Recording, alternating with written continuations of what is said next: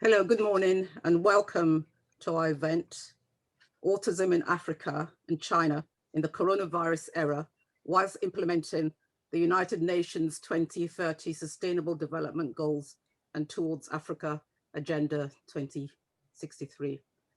I would like to first and foremost pay tribute to His Royal Highness, the Duke of Edinburgh, who passed away today. Today was supposed to be a joyous occasion, but it has indeed been marred by the sudden passing of His Royal Highness. May his memory be a blessing. If I may start by quoting the former executive director of UNICEF, I quote, "More than ever, as the world embarks on the path to the Sustainable Development Goals, investing in children, particularly the poorest and most disadvantaged children, is the right thing to do. It is the smartest thing to do, and it is only fair. Ask any child," end of quote. I'd also like to quote from Dr. Ibrahim Asani Mayaki, CEO of NEPAD Planning and Coordinating Agency. I quote, "Africa's challenges are how to foster inclusive prosperity, reduce the potential for violent confrontation, and create conditions for peaceful coexistence. And this is indeed the Africa we want." As the world marked the 25th anniversary of the Convention on the Rights of the Child, we need to address the age-old challenges of inequality, those who have been left behind, and problems which affect the most disadvantaged children, particularly those in Africa and China. Africa's increasing share of the world's child population makes investing in children with autism and diverse disabilities, particularly the poorest, more imperative than ever. Children in Africa remain excluded from the progress of the past 25 years.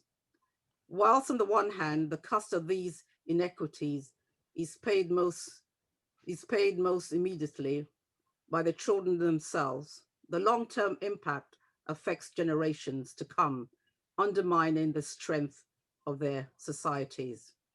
These vast inequities and dangers do more than violate the rights and futures of the children. In short, they perpetuate intergenerational cycles of disadvantage and inequity that in the long run undermine the stability and also international peace and security. Autism is a complex neurological disorder that inhibits a person's ability to communicate and above all develop relationship. 1 in 10 children in the United States are diagnosed with autism spectrum disorders, affecting 4 times as many girls and boys. Indeed, it has been labeled a national public health crisis whose cure remains unknown. The purpose of this meeting is to raise awareness of the challenges faced by children with autism in Africa and China, to enhance collaboration and cooperation between all member states in order to share experiences and knowledge and raise awareness of autism in Africa and China.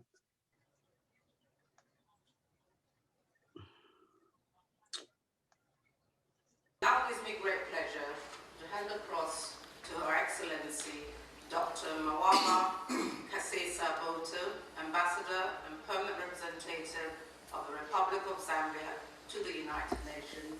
And I'm a medical doctor, and I went all over looking for a speech therapist in Zambia. I couldn't find any. There was one, however, and that was the only one everybody was using. It was very challenging to find the right environment for her. It's completely on all of us here to ensure that we are a voice for the voiceless.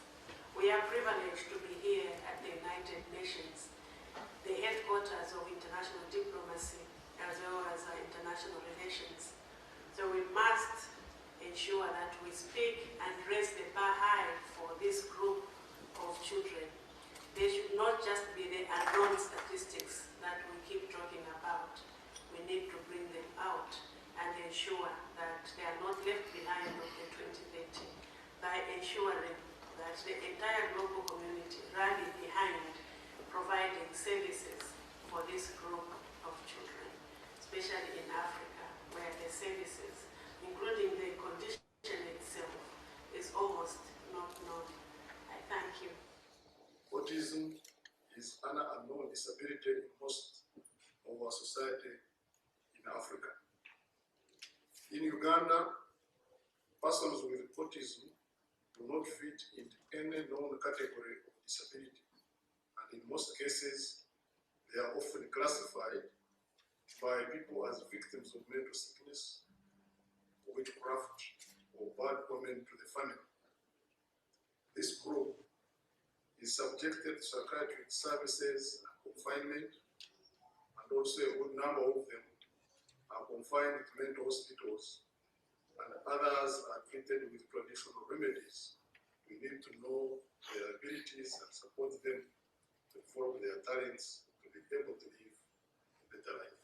I thank you. On behalf of my country, Malawi, otherwise known as the warm heart of Africa, allow me to express sincere gratitude to the engineer Ajaheze Foundation for this commendable initiative of organizing this timely forum to bring autism to the front burner of international diplomacy. I would also like to thank the permanent missions seated at this table for hosting this particular event. Hosting this particular event is timely, especially because last Friday, in this very building, we were commemorating 10 years of the Convention on the Rights of Persons with Disabilities. As we are all aware, autism is a complex neurological disorder of development which inhibits a person's ability to communicate and develop sustainable social relationships, with autistic children displaying impaired normal childhood play and non-physical disability. Ladies and gentlemen, distinguished guests, I'm honored that Israel is honored to take part in today's special event. Our commitment to Africa is a top priority, a top policy priority for Israel, and comes from the heart. The architect of Israeli-African relations was Golda Meir, our first woman prime minister, who was then serving as Israel's foreign minister. And she said with regard to then newly formed African nations in the 50s, Israel has shaken off foreign rule like the African nations. We have learned for ourselves how to reclaim the land, how to increase the yields of our crops, how to irrigate, how to raise poultry, how to live together, and how to defend ourselves. In the years following those statements, Israeli-African relations went through changes, sometimes even for the worse, but our commitment stayed robust. The highlight of the relation between Israel and Africa came this year with Prime Minister Netanyahu's visit to Africa, where he met heads of African states and where he declared officially that Israel is going back to Africa and Africa is going back to Israel. Actually, we were always there, but if there is changes politically now. During the high-level week of the General Assembly, we were proud to host an event on Israeli technology in Africa, and a high-level meeting between Prime Minister Netanyahu and 17 leaders of African states. It's a life-saving awareness whilst implementing the United Nations 2030 Agenda for Sustainable Development, which is a global health priority. According to the World Health Organization, ASD affects 1 in every 160 children. In Kenya, like in many African countries, disabilities, both physical and neurological, are often hidden away, as seen and usually seen as a family problem that only the family should deal with. Therefore, supportive services are very few and far apart. In conclusion, I am very grateful and appreciate all our partners in this discussion and to be part. And I'm also very grateful to be part of the beginning of a conversation that seeks to ensure that the Agenda 2030 for Development delivers for persons with ASD. I thank you. As a serious development disorder in Africa, and to align the consideration and approach to this disorder with the priorities of the 2013 agenda and the 2063 agenda. Globally, 1 in every 160 persons is estimated to live with ASD. And although the prevalence of autism in Africa and other low or middle income regions is still unclear, it is our responsibility to ensure with the ultimate goals of embarking on policies that will improve the fate of children living with autism. Once more, I wish to express our gratitude for your gracious invitation to be a part of today's important proceedings, and I would like to assure you that we will extend all the necessary support to actualize and consolidate the gains of today's discussions. I thank you, Madam President. We have gathered today to reaffirm our will and commitment to work together in the area of awareness raising of autism spectrum disorders. While awareness is growing in many parts of the world, we focus our attention today in particular on Africa. Since the ratification by Poland in 2012, the Convention on the Rights of Persons with Disabilities, the issue of the protection of the rights remains of particular importance for my government. The Convention provides the legal framework to eliminate the barriers in all spheres of life, enabling persons with disabilities to gain their independence. We have been trying to work with various stakeholders to promote the rights of persons with disabilities globally. Along with the Republic of Korea, last year we put forward the third committee resolution entitled Towards the Full Realization of Inclusive and Accessible UN for Persons with Disabilities, as we believe that through joint collaboration between member states and the UN, we can improve the living conditions of all persons with disabilities all over the world.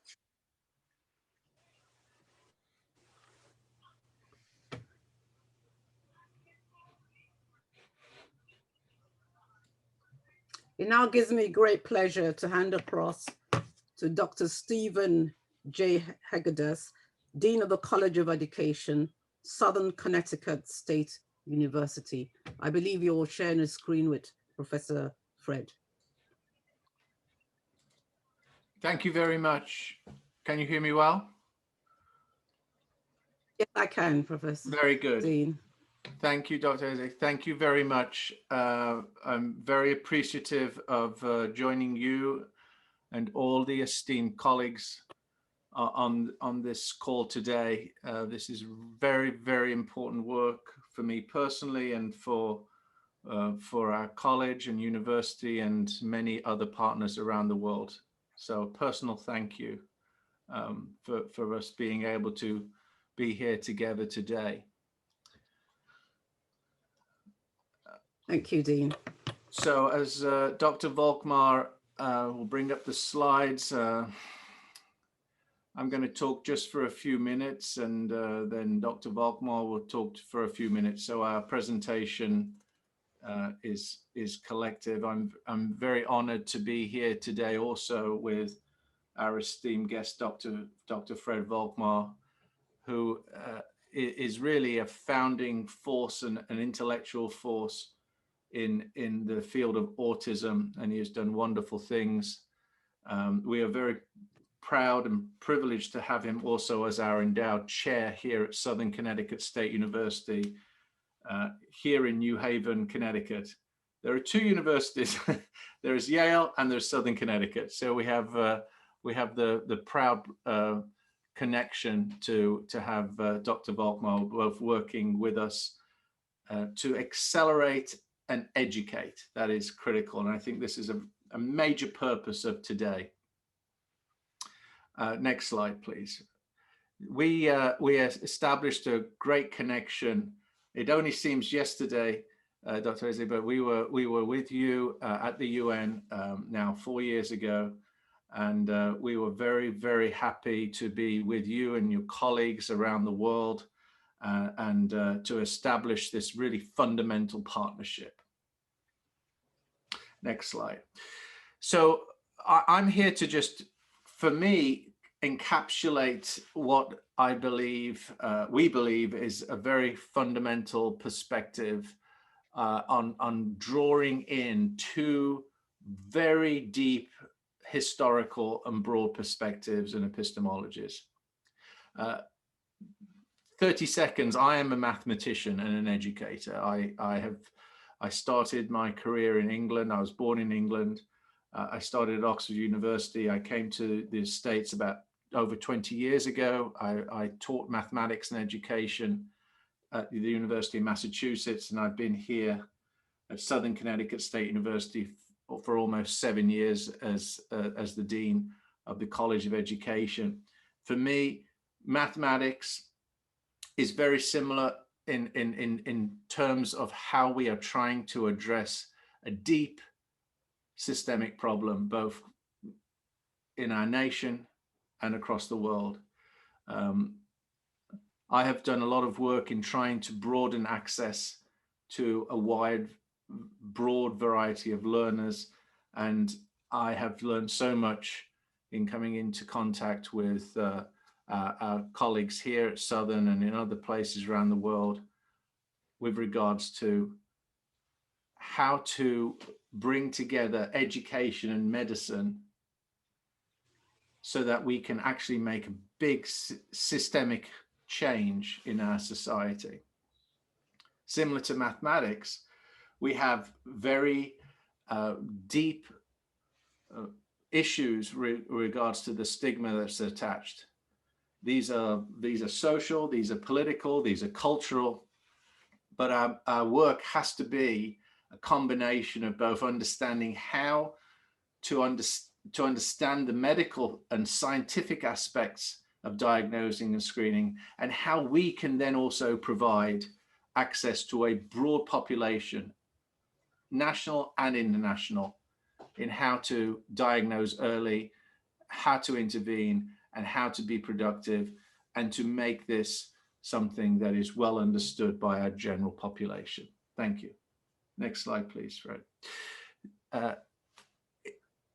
This is not a very thin sliver of our society. This is a very deep systemic issue. Look at this very simple chart here.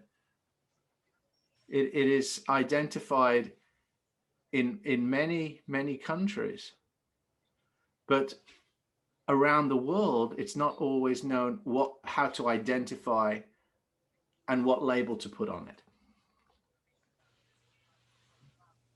Next slide, please. So why is education important? And from my own perspective here as well today, and with my colleagues here in Connecticut, we've done some work, but our work needs to be collaborative. It needs to be together nationally and internationally.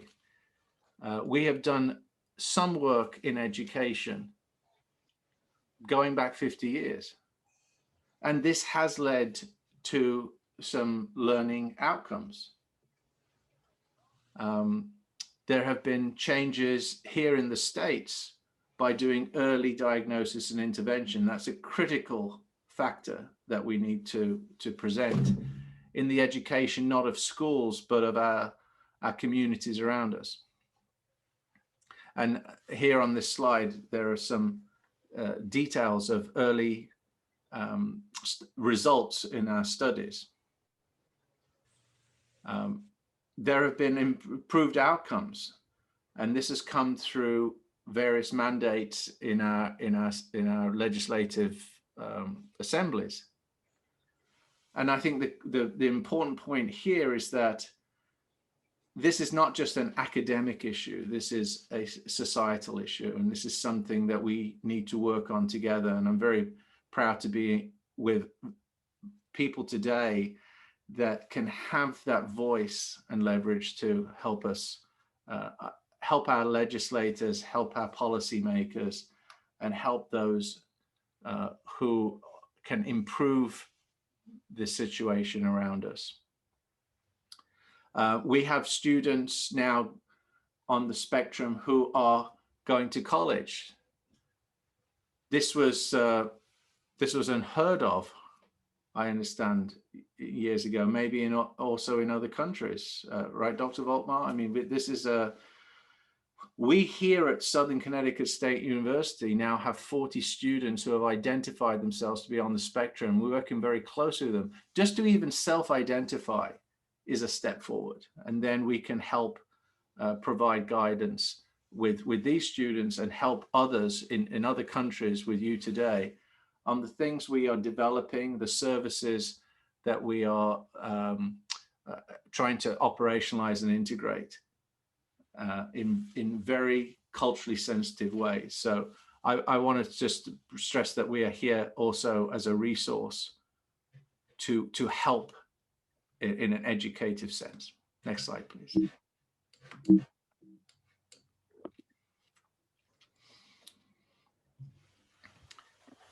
So just to reiterate, these are worldwide needs. This is something I've understood as an educator as well. We need to work on early diagnosis, early screening, and this is very, very important. And Dr. Volkmar will discuss in a very few minutes how we can do this, and we can do this very effectively with some biomarkers as well very early on. Critical factor: early diagnosis, screening, provide those services that are needed, help the school systems, help the parents and the communities around them to understand what is needed. This is a disorder, and this is something that we can help support. And again, investment needs to be made because there's a lack of access to the training.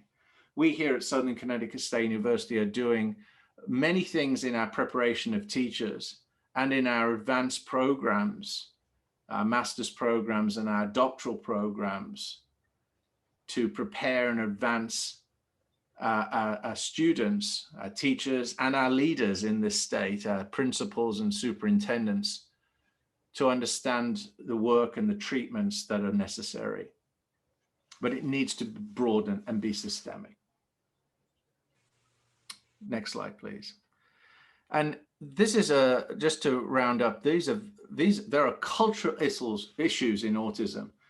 In my own work, I'm a sociocultural theorist, and this is a complex field. And thankfully, there is a growing body of work on this topic, and I'm also looking to help with in working in this field as well with Dr. Volkmar. There are cultural issues that are propagated in our societies, and so that needs to be juxtaposed with the medical, the educational issues. We need to understand how to diagnose and understand that these approaches are culturally sensitive, that they are effective, and that they can be accommodated and embedded within the family system, within the values of the system that the students, the learners are within. So that we need to be very aware of the cultural context of the work that we're doing. And that is a new advancement in our work. There have been some recent publications in this area, and this is very fascinating work, and I think we're going to share some of these references that Dr. Volkmar has collaborated with. Even eye contact, it's a fascinating area of how different cultures use their various modalities to engage and communicate. So I love that we can continue this field of research as well, to inform how we can do a lot of the work in a wide variety of contexts. And of course, this is diverse and varies within the countries and the cultures around our world. Finally here, and I'm going to pass it over to Dr. Volkmar. We are very proud to be have here at Southern Connecticut State University in New Haven, our Board of Regents Center of Excellence in Autism Spectrum Disorders. And this was established over 10 years ago with some support at the time from the federal government. There was some earmarked funds. And then since then, those funds, as often happens, have passed away. But we've built on that structure, though. We've built on the work of those initial founders to support training, research, and outreach. And that's why we're here today. That's very much part of who we are and what we want to do. And we have developed many videos for teachers, and we're going to be able to share these with you. This has been through the support of personal donors that have been able to support our work, to reach out to you and to many others in a wide variety of languages, to begin and accelerate our educational mission. So I thank you for allowing me a few minutes today to share something that I'm very passionate about, very committed to here in my leadership role at Southern Connecticut State University.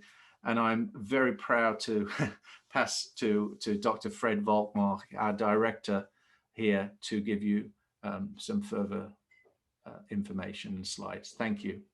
Thank you very much. Thank you very much, Dean. So let me say a little bit about autism and what it is. Autism is first and foremost a problem of social interaction that's associated with unusual patterns of learning and behavior, with over-engagement with the non-social world and under-engagement with the social world. It was first described in 1943, but clearly cases were seen much earlier. The word autism itself, the Greek word, actually interestingly has two different meanings depending on the context within which it's used. Excuse me.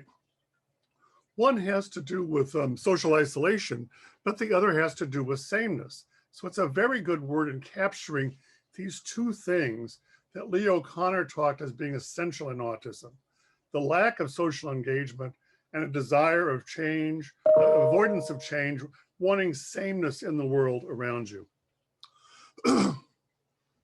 The impact of the lack of interest in others from the moment of birth is profound. If you don't play the social game from the first minutes of life, you're at a great disadvantage. You don't pay attention to your parents. You don't learn from other people. You don't have a strong interest in communicating. You often develop very rigid and very maladaptive styles of learning, where you're over-engaged with the non-social world. You're looking at the cracks in the floor or the tiles in the ceiling or anything of the light switches, but you're not engaging with the teacher in the classroom. If left untreated, this leads to severe social isolation, but more importantly, also to problems with language, often a total lack of language, and can lead to severe intellectual deficiency, mental retardation. There are some common misconceptions of autism. One misconception from the earliest work was that autism came from families that were very well educated and successful. This was caused back in the 1930s and 40s. Those were the people who could contact the only person in the world, the only child psychiatrist in the world at that point, Leo Connor. We see autism everywhere. Autism occurs in all countries and all cultures. How it's viewed and how it's treated is different, but the fundamental phenomenon of autism is worldwide. People used to think autism was always associated with special abilities. That only happens about 10% of the time. They thought it was not associated with medical problems. We know that autism is frequently associated with medical problems, commonly with seizures. About 1 in 5 children with autism will also develop a seizure disorder. So it was very clear autism was brain-based. Autism, there was some misconception that autism was related to vaccinations. There's no connection with vaccinations. Vaccinations are an important public health value, and it's something we need to promote. It's not related to autism at all. We know right now that autism is brain-based, that it's strongly genetic. It tends to run in families. It doesn't always do that, but it tends to. It responds best to structured teaching rather than unstructured psychotherapy. And we also know that over the last decades, outcome has really substantially improved. When I first came to New Haven back in 1980 to work with a man named Donald Cohen at the Child Study Center at Yale to do autism research, 90% of the time, the people I saw with autism had severe intellectual deficiency or mental retardation. Many of them, probably most of them, were mute and unresponsive. These days, that's totally changed. As you heard the dean say, we now have students going to college very frequently. The outcome has substantially improved. Probably at least 30%, if not more, of people with autism in the United States are going on to lead independent and self-sufficient lives. That's a marked change from several decades ago. There's also been reduced stigma, which I think is an important thing to consider in other countries as well, because I know certainly in Africa there are issues, as in China, issues around stigma associated with all kinds of developmental disabilities. The official recognition of autism did not come until 1980, but in the meantime, events in the media started to change people's perception of autism. The movie Rain Man was a really classic movie that changed people's views. Rain Man is not correct in all of its details, but it gave a lot of emphasis to people understanding what autism was about and that people with autism needed to be included, that you could have relationships and family relationships. Parents also began to start advocating for their children, and this has led in the United States to the creation of parent support groups and foundations, the Autism Science Foundation, Autism Speaks, that actually do a tremendous amount of positive work on behalf of children with autism. So our call for advocacy is to tell the story and advocate for change around the world, to educate various groups in society, schools, communities, parents, and others about what autism is and what we can do to help children with ASD. We raise funds to support various projects, lecture series, as you heard the dean mention. Our donor, the Slifka Foundation, gave us support to fund an entire lecture series for teachers. And we want to establish an infrastructure to sustain this work ongoing into the future. And we also want to foster international dissemination and connections. We also need to look at new models of educational and medical intervention and service around the world. The models are more or less the same. The medical system diagnoses autism, educators treat autism by and large. And there needs to be a connection between these two, but there also needs to be education on both sides. In countries where resources are limited, we need to think about who is going to be providing the service. Who is going to be doing the screening to make the diagnosis? Can we adapt or provide new methods for coming up with screening procedures in countries that can't afford the luxury of a 1-hour test with a psychologist, but where there might be a health visitor who could ask 3 questions of a parent, or a teacher who needs to know what she or he can do in a one-room school in Africa or in China, or she has 20 or he has 20 other children to serve as well. We also know there's a great range of need. We have a range of need for teacher training. Teachers need to understand more about autism, that there are many things you can do in very simple ways to improve the learning abilities of children with autism. We have to be culturally sensitive, as the dean mentioned. We know that there are changes depending on the cultures and how autism presents itself and what people can do in terms of treatment. We have to educate parents. One of the problems for people with autism is that they tend to learn in a very isolated, narrow way, and they tend to learn things in chunks. One thing we can try to have families help us do is extend learning outside of schools. So the same math that the dean teaches in the classroom should be extended to the grocery store or shopping, so that children get the idea of how there's a range of skills. This often becomes a real roadblock, especially for our more able students who cognitively can solve problems, but when put in the real world, freeze because they can't generalize their knowledge. Medically, we need to foster earlier case identification and awareness. This is a major task, and it's one that in this country we are really taking very seriously. There are some new approaches that are about to come online, looking at more biomedical ways to screen for autism. We'll need to think about how we can translate those into methods that can be used in other countries and in other cultures, and also thinking about effective treatments. In the United States right now, we have a number of treatments that are regarded as well-established and evidence-based. These are applied around the country. They're both very specific treatments and model treatment programs. These have been associated with better outcomes. And here are some references. I'll leave the slide on just for 1 second.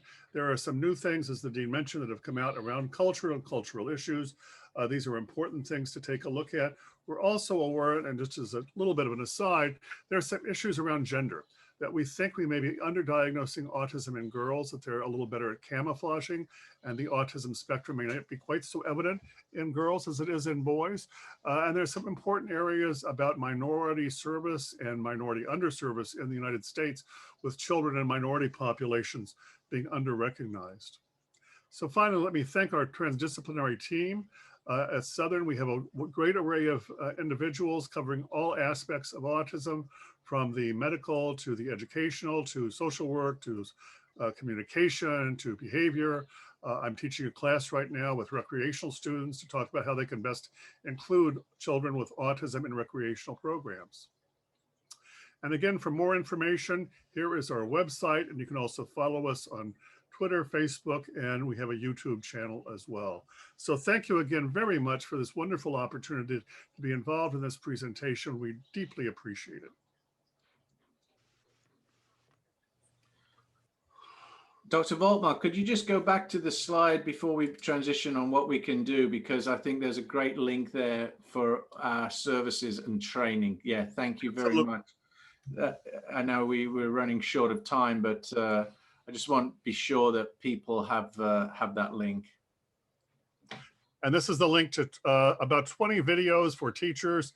They're being translated into many languages, Greek, right now, Greek, Italian is very far along, Norwegian, Russian. So we're hoping Chinese, and we're hoping Arabic. But again, we're hoping that these videos can be very practical tools for teachers. Thank you. Thank you.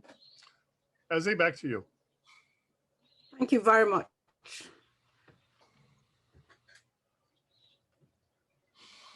I'd just like to say both a huge thank you to the Dean and also to Professor Fred for your leadership. And now it will give me great pleasure to hand across to one of our presenters, but obviously because of the time difference in China, we've had to take a video clip. It's Dr. N. Dian, President of China International Children's Center.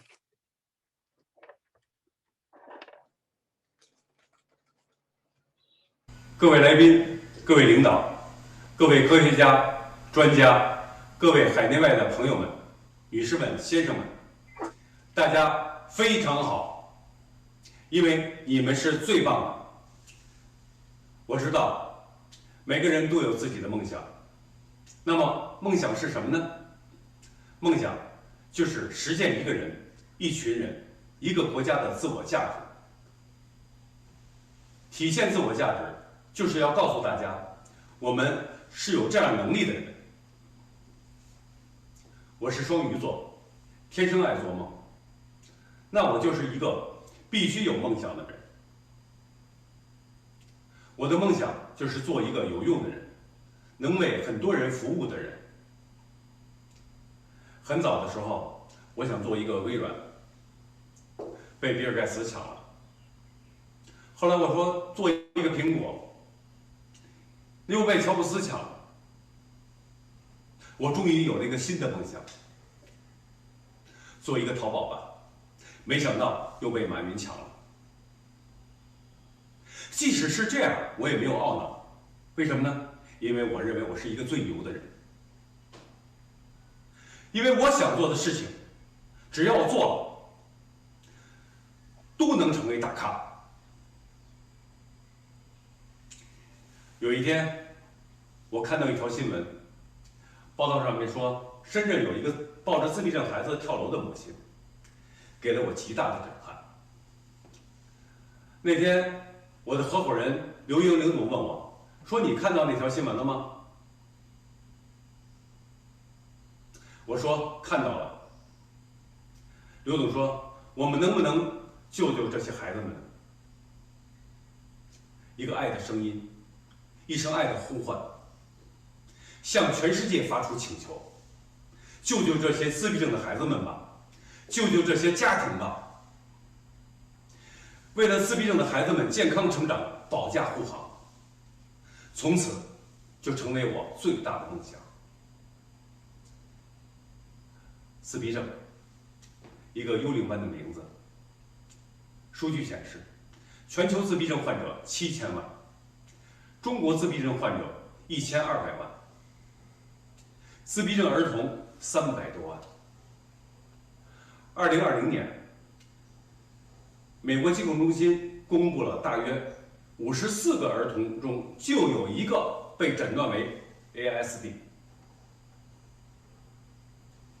一组组扎心的数据，让人无不心痛。自闭症这个幽灵，给无数的孩子带来无尽的痛苦，给无数的家庭带来灭顶之灾。这不是耸人听闻。请看大屏幕。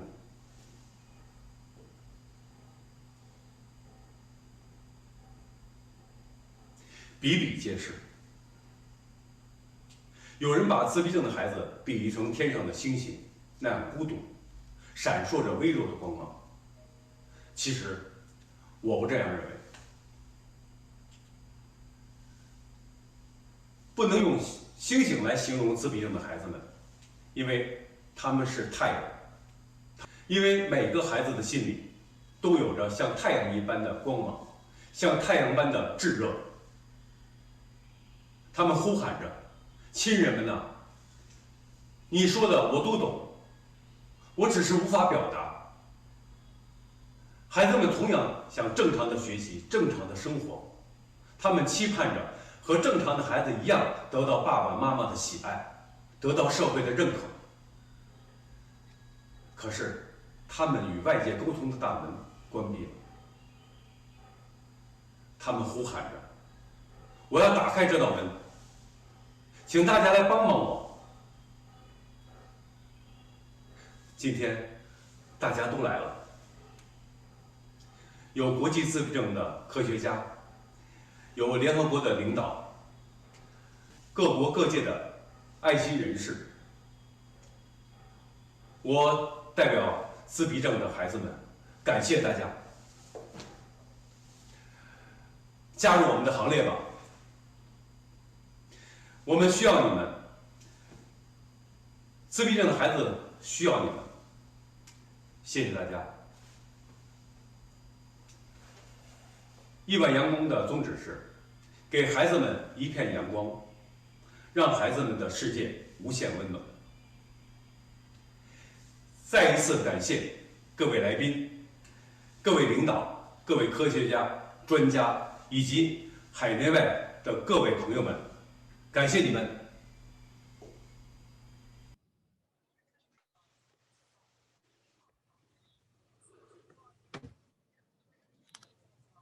It now gives me great pleasure to hand across to Werner Obermeier, Director of World Health Organization here in New York, the New York office. Mr. Obermeier, the virtual floor is yours. Thank you very much, my sister, Dr. Ogoji, and it is really a pleasure for me to represent the World Health Organization in such esteemed company this morning. The Sustainable Development Goals and the UN Convention on the Rights of Persons with Disabilities include multiple targets and endorse principles of action that relate to the health, well-being, and inclusion of children with autism and other developmental disabilities, as do the WHO Comprehensive Mental Health Action Plan, which was adopted by our World Health Assembly after long consultations with member states, and it urges countries to strengthen efforts to address the treatment gap for all mental and neurological conditions throughout the life course. The Secretary General of the United Nations actually launched a global strategy for women's, children's, and adolescent health in 2016, and this initiative runs through 2030. It articulates a vision whereby all key actors in health, nutrition, education, child, and social protection sectors should work together to empower communities and family capabilities for the optimal health and well-being of all children so that no child is left behind. This applies equally to all 53 million children who have developmental disabilities, but the majority of them do not have access, as we have heard, to early interventions. Globally, access to supportive services remains inequitable and inadequate. Children with developmental disabilities and their families face stigma and discrimination, unjust deprivation of health and education services and opportunities to engage and participate in their communities. The work of the World Health Organization is mandated by the May 2014 World Health Assembly resolution, which is entitled Comprehensive and Coordinated Efforts for the Management of Autism Spectrum Disorders. And it focuses our efforts in many different areas, which I will talk to a little in the next few minutes. We have seen the evidence base growing. We know there are effective interventions that can improve developmental and well-being trajectories of children. And one of these methods is the World Health Organization Caregiver Skills Training, also known as CST. It was developed based on the available evidence to empower caregivers and families of children with developmental delays and disabilities to provide optimal support and opportunities for development and early learning. The program uses a family-centered approach. It's designed to be delivered by non-specialist nurses, community-based workers, or peer caregivers as part of a network of health, education, and social services for children and their families. Unfortunately, in Africa, the work being done on autism is extremely fragmented, even in my own country, South Africa. Since clinical psychologists with the skills to do the assessments are very few, often the diagnosis is not made until the child sees a psychiatrist, who may make a clinical diagnosis and manage the child as best as they can. But for those parents who can afford it, and depending on the severity, the child may or may not be taken to a private school with smaller classrooms and more accommodations. As we all know, in the vast majority of cases, this never happens. For children that have more severe conditions, parents may try to get a non-trained helper to support the child at home, but this is full-time care and can be very expensive. Obviously, most families cannot afford these costs, and perhaps due to stigma, children are often put into institutions where they remain until they are adults. So there is a clear need to implement more easily accessible evidence-based programs that require less resources. The CST, which I have mentioned before, is one of these. We actually investigated its feasibility and acceptability in rural settings in Kenya, where we had a trial to see if behavioral and communication and quality of life aspects of children could be improved. About 100 children living with the developmental disabilities and their family were involved in this randomized trial. And we evaluated the CSD program. Despite some challenges, many parents attended almost all the sessions, and we saw a decrease in behavioral problems scores for children who participated. also enhanced scores on family quality and life measure. So the study indicates quite clearly the program is feasible and can be even replicated in urban settings. We know in the 21st century, countries continue to lose too much valuable human capital as children and adolescents with developmental disabilities are not afforded opportunities to enhance and reach optimal human capital.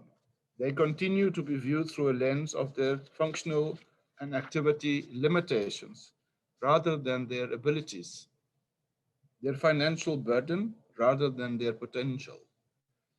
The opportunity for habituation, greater self-sufficiency, social integration, and the hope for a paradigm shift in the public's views were actually elevated recently by the Convention on the Rights of Persons with Disabilities, which just last year, towards the end of last year, had its conference of state parties here in New York. So across the globe, many countries are now making better efforts to comply with the mandates of this convention on the rights of the child. They are making better progress in developing condition-relevant national legislation and policies. These changes have resulted in greater opportunities for children and adolescents with developmental disabilities and their inclusion and participation in society. However, in most countries, efforts have been suboptimal, with inadequate diligence afforded to specific legislation, policies, and plans, and a lack of cross-cutting, comprehensive approaches to addressing the needs of children and adolescents with developmental disabilities. In WHO, we are working with all these countries through our 149 country offices to ensure better compliance with legislation and also to develop new policies. Additionally, there have been deficits in implementation and monitoring of such policies among many of the countries involved. And unfortunately, we have seen the often still existing barriers and lack of services being greatly affected and interrupted by COVID-19. And this will remain interrupted at least for the medium term. It is the moral, legal, and financial obligation of every country to ensure the rights of each child, that all children have an optimal quality of life, where their strengths and abilities are nurtured and protected, and where they are supported in their areas of vulnerability. Let me conclude by giving a good example of one other country in Africa which focused on intersectoral coordination. In Uganda, the National Early Development Service Delivery Framework was developed to guide such early development service providers in all sectors at all levels. It's led by the Ministry of Gender, Labor, and Social Development. A steering committee has been established and a technical committee which provides key national governance mechanisms for cross-cultural and cross-sectoral coordination. They function under 3 working groups, which focus on innovative financing, communication, and advocacy, and on monitoring, evaluation, and quality assurance. So the point here is, if Uganda can implement this successfully, it can easily be replicated throughout the whole continent. So in closing, let me just say that interventions for people with autism spectrum disorder need to be accompanied by broader actions for making physical, social, and attitudinal environments more accessible, inclusive, and supportive. And it is only by all of us working together that this can be achieved. Thank you so much for the opportunity. Thank you very much, my brother, Mr. Obermeyer. And it's very interesting to notice that the African continent in this virtual discussion is indeed being represented. You, my dear brother from South Africa, welcome. And my dear sister from Zimbabwe, and myself from my paternal side, my late father was Nigerian. So we are indeed enforcing the whole principle of Ubuntu, the interconnectedness of us on the African continent.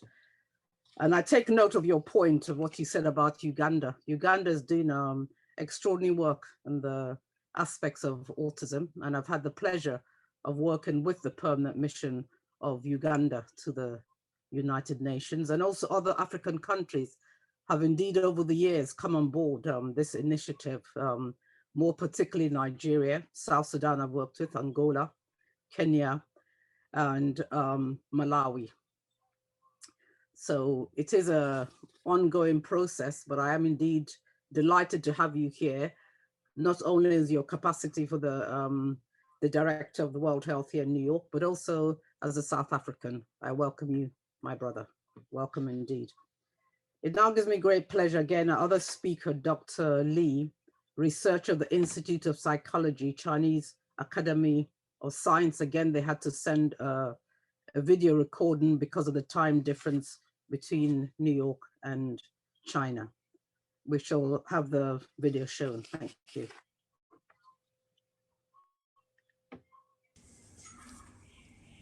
Good morning, ladies and gentlemen.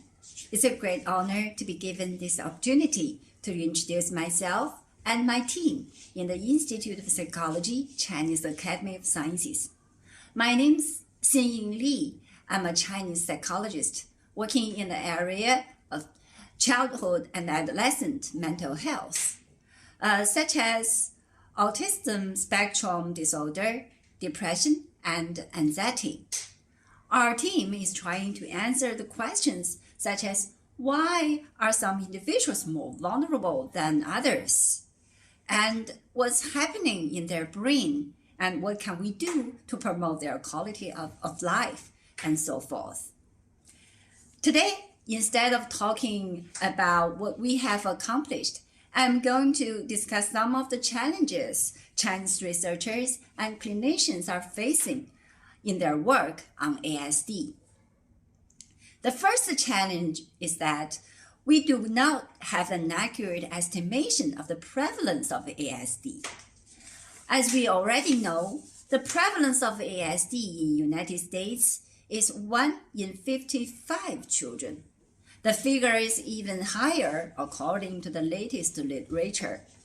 In China, according to some reports, this number is to be approximately 1%. However, this is not an official number because there is a lack of well-established epidemiological studies with large and representative samples. We believe that the prevalence of ASD in China should be very close to that in the United States, but we don't know. Beyond insufficient data, the second challenge is a lack of expertise. There are not many experts, clinicians, and therapists available to the patients and their family. We do have some well-trained clinicians who can diagnose ASD, but only in big cities like Beijing, Shanghai, and Guangzhou. This is probably one reason why many children with ASD have not been identified and diagnosed. As for the appropriate interventions, the number of BCBAs in mainland China is merely 34. And conversely, this number in the United States is 38,000. As a result, many patients in China are not receiving evidence-based therapy. Okay, to better serve children with ASD and their families, and to promote research on ASD in China, our team at the Institute of Psychology, CAS, is launching a couple of intervention programs. In one of such programs, we are trying to develop an intervention method that can be implemented by parents. If this method works, parents can do the intervention at home, thereby reducing the financial burden on parents. In another program, we are trying to develop a relatively simple diagnostic tool. Currently, the accepted and the most popular diagnostic tools are the ADOS2 and ADIR, but both of them are complicated, time-consuming, and require well-trained personnel. Thus, there is a clear need for new diagnostic tools and tailored to meet the needs of Chinese population. Finally, we are exploring the neural mechanisms of ASD through neuroimaging approach, such as fMRI and event-related potentials. Since my team used to answer scientific questions by using behavioral genetic approach, such as twin studies, we are also planning to investigate the genetic mechanisms of ASD by using a twin design. Okay, that's all of today's talk. I thank you all for this opportunity again, and I'm grateful for your time and attention. Thanks.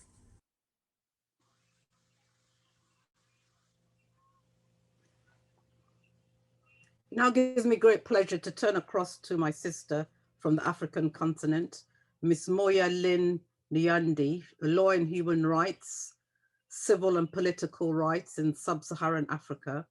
And she's also a mother of a 7-year-old boy on the autism spectrum. My sister, welcome. Thank you very much. Of course, I'm not here as a medical professional or an expert, just here as a mother who's lived in the autism community for the past 8 years, and of course just still learning. It's a complex field and even more complex for lay people like us. While we are certainly grateful for today's panel, which is in light of Autism Month awareness, for us as parents and children or people with autism, it's Monday, Tuesday, every day, every month is we live with autism. So, but while this is definitely the fact that there's a month designated for autism awareness, we have to reach a point where, as with all issues of advocacy, that the world continues to advocate every day, not just limiting it to 1 month and then moving on to the next subject. So I have been asked to speak, from my perspective, but I will try to intertwine it with the African experience or context on autism as well, particularly and Zimbabwe in particular.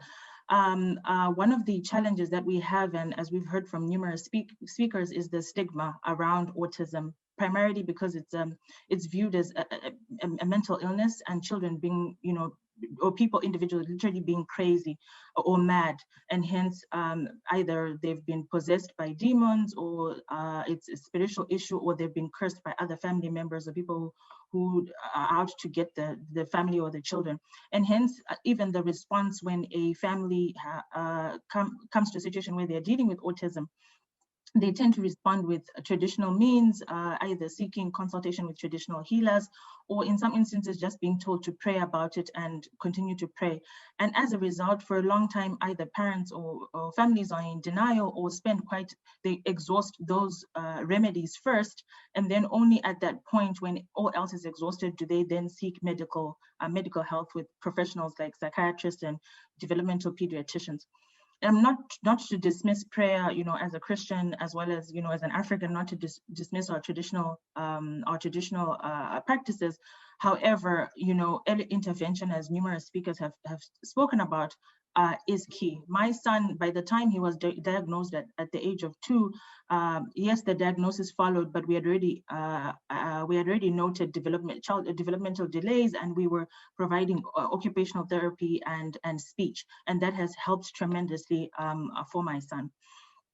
And then one of the challenges again is just lack of awareness, because autism is a complex challenge. Unlike physical disabilities where like blindness or someone in a wheelchair, it's easy to explain.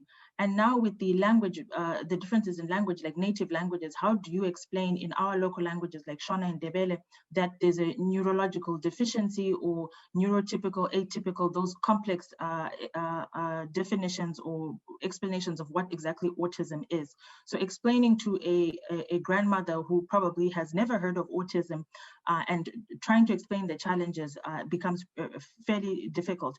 And hence one of the recommendations I make is that, and I'm glad, I think a couple of speakers spoke that they have broken down autism to teachers, but it needs to be further broken down to a level where ordinary people can understand, especially in remote areas on the continent. And then I wanted to just explain that, you know, the lack of awareness of autism is not just amongst, you know, family members and community, but in the Zimbabwean context, it's also amongst legislators and government. So you see that in a reflection in the lack of policy, robust policy to address autism. While yes, you know, CDC worldwide, there are statistics of how many children have autism. In Zimbabwe, I double checked. I know there were no statistics, but I double checked with, you know, colleagues in government, and there's absolutely no data. There has been no effort to identify which individuals in the country are autistic and on the spectrum. And this is very important because there's a perception that there's limited number of autism cases in Africa in comparison with the Western continent. Whether that is true or false, what reasons, because we're still studying autism to understand exactly what are the causes of autism. But if we don't have that kind of data and aren't unable to do a comparative study or invest in identifying what causes autism, at least on the African continent, then we're not in a good position to address it. So that's one of the recommendations, especially for individuals from the World Health Organization, to continue to work with African governments to ensure that at least from just data, how do you come up with policy that addresses an issue if you're not aware of what the data is? And then the other issue that I wanted to point out that affects the lack of, or as a result of the lack of awareness amongst our government policy providers, legislation.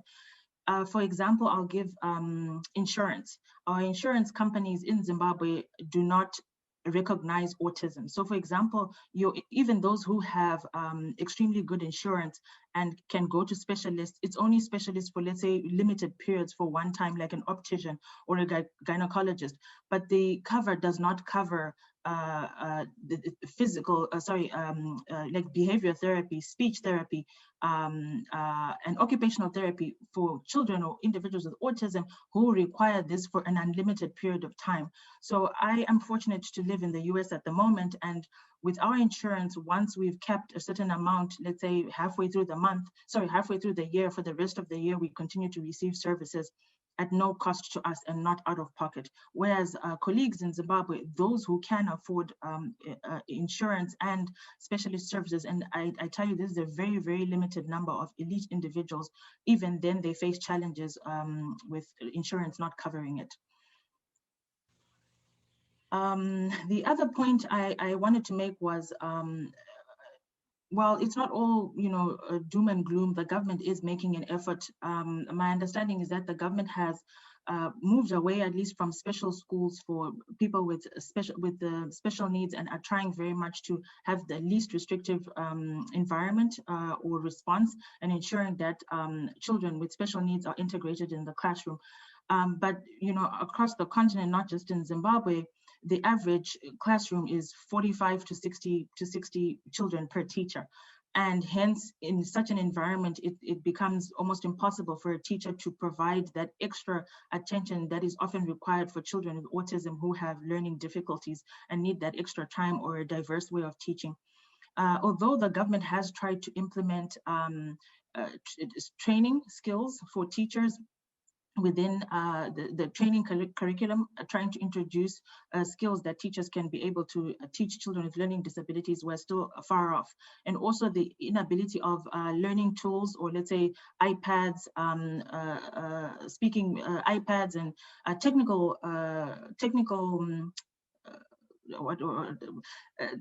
the technical, sorry, the word is running away from me. But anyway, those tools, the additional tools that children in the developed world have to enable them to learn better, those are very limited on the continent in African schools. But I will note that from the time that I went to school, or way back, almost 30 years ago, there was a limited number of special needs schools. But right now, at least because of that gap in the limited number of special needs schools, a lot of individuals in the community have come up and put their resources together. And I can say certainly that there are numerous new schools for special needs children that have sprouted out in Harare or Zimbabwe. But unfortunately, those are limited to like the capital city, Harare, where we have numerous other cities in the outskirts. And hence the services are limited to those, first and foremost, those who can afford, and those who are in the main cities in the country. The other point I wanted to make was, you know, well, rather, lastly, the other point that I wanted to make was, sorry, I'm losing my train of thought. My husband just came in. He was wondering why husbands were not invited to speak and just the moms. But anyway, so you can invite. Oh no, I've shooed him away. I've shooed him away. And you know, that's the one point I wanted to make, was that a lot of just generally raising a child falls a lot on mothers. Just in general, it falls a lot on mothers, and even worse when it becomes, not even worse really, but when there's a child with special needs that is involved, there's a lot of caregiving and work. So the economic situation in Zimbabwe is extremely dire. Not even throwing in people with disability that require extra care and extra finances and so forth.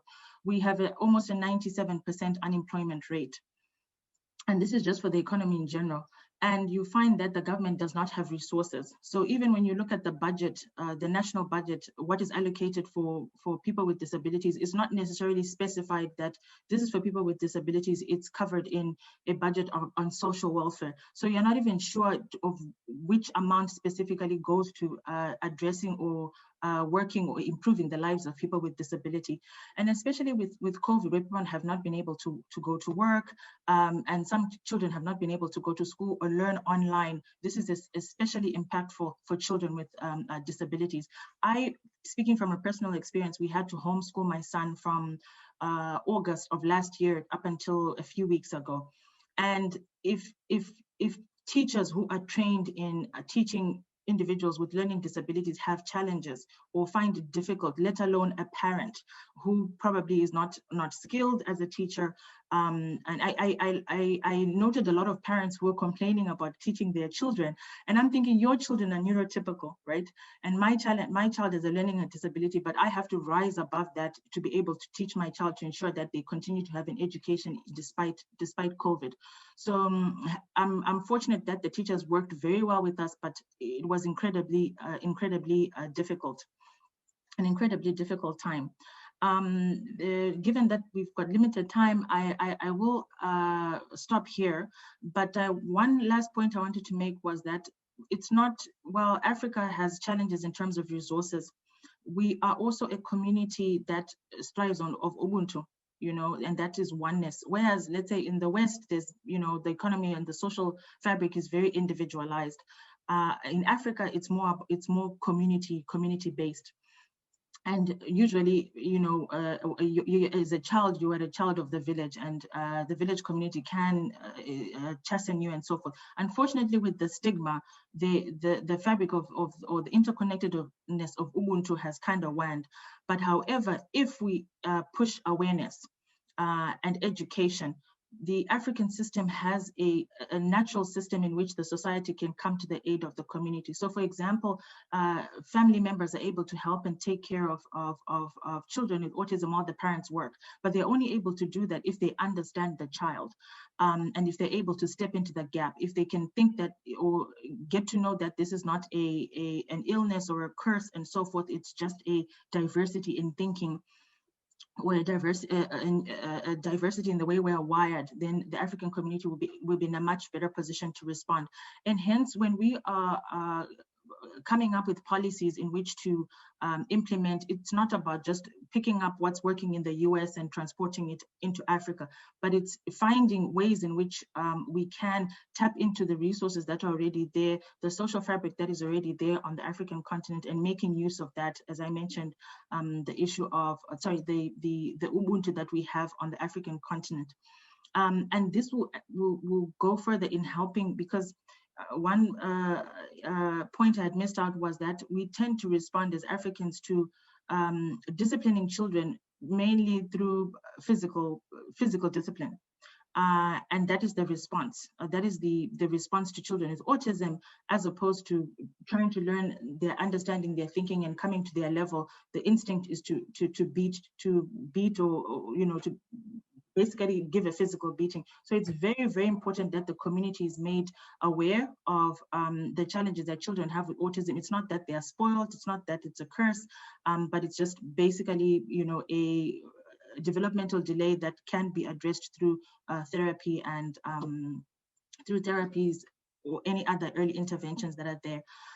Finally, I know there was talk of how do we identify or how do we identify or train individuals who can identify developmental delays. It's not about having more therapists, that's great, but a lot of women in the communities go to community clinics, which are not as advanced as a full-fledged medical hospital, or rely a lot on midwives. So it's very important that when the government is implementing policy to assist with or early intervention, is that there's training at that very basic level of midwives in the community or of clinics to identify developmental delays at that stage, and even to provide basic therapy. As a parent, I went through training where, for example, if your child cannot speak, how do you encourage them to speak? You put their favorite toy where they can see it, but out of their reach, such that they're forced to come to you to ask you for that thing. And this is just basic training that I received that I would not have otherwise, thought of, because I assumed that my child was neurotypical. So just small things or small training that parents can get in the homes as the primary caregivers, as well as the community, would go a long way in advancing, in improving awareness as well as responsiveness. That would go a great way in greatly assisting individuals with autism. I will end there. Once again, I'm privileged to have been able to participate here amongst experts and to share my perspectives as a mom. Thank you very much. Yeah, thanks very much. I particularly like your African perspectives. Yes, you're correct. It takes a village to raise a child. And in Africa, where we have the extended family, but the main challenges we face is breaking down the stigma of autism, and also with children with disabilities. I believe there's more work needs to be done in that respect, to breaking down the stigma. It gives me great pleasure now to turn across again to Dr. Yen Feng, Associate Researcher of the Institute of Psychology, the Chinese Academy of Science. Again, we have to show a video because of the time difference in China.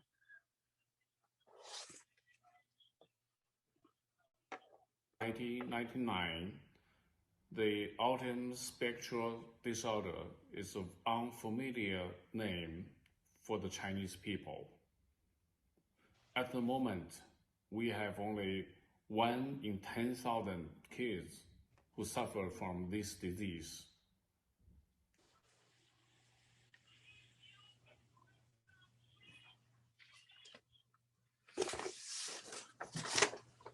Maternal Evelyn Bucci from Kenya, Nairobi, Kenya. She's not been able to join us she's having difficulties with the internet. So we'll go across to Ms. Tien Fen, Vice Chairwoman of World Harmony Foundation, who will give a few words before we wrap up.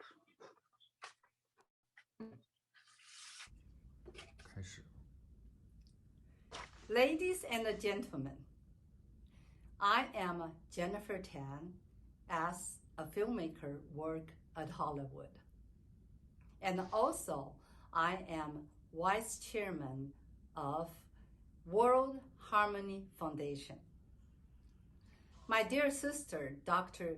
Yugoji, and brother Frank Liu invited me to this project, which is help autism kids in Africa and China. That is a big, big honor for me. I really thank you so much.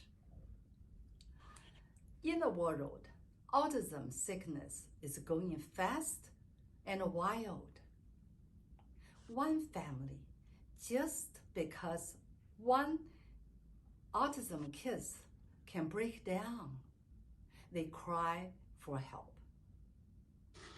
For a screenwriter, director, and producer, the best thing I can do is with Dr. Yugoji to make a documentary about autism in Africa and China. Because I really admire her and respect to her. Because she's using her entire life Esquire for continuing her request to raise awareness of autism in Africa and China. And also, I will be a good big bridge between America and China. I will do my best to help China, Hangzhou, building Sunshine Group, because they really want to help Chinese autism kids and family. In here, again, I want to congratulate this group, the president, Mr. N, and the CEO, Ms. Liu. They are so brave to join this project, to fight with autism, to really use their entire life to help the autism kids and family. I really love them. Thank you.